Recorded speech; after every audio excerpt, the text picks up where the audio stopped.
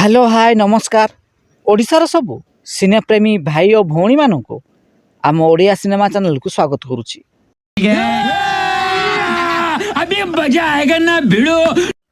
आज कथा हवा ओडिया अभिनेता अम्लान दास को अभिनीत ओडिया सिनेमा टाइगर क्यों तेलुगु सिनेमारू कॉपी होईची।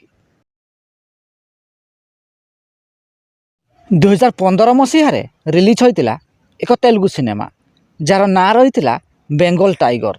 एही सिनेमार मुख्य भूमिका रे रवि तेजा अभिनय करथिले। एही सिनेमाटी सेही समय रे सुपरहिट होइतिला।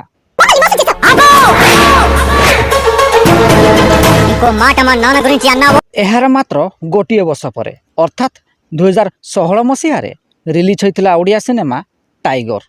एही सिनेमा को निर्देशना देइथिले दिलीप पंडा, संगीत निर्देशना देइथिले गुडली रथ। एही सिनेमार मुख्य भूमिका रे अम्लान दास अभिनय करथिले।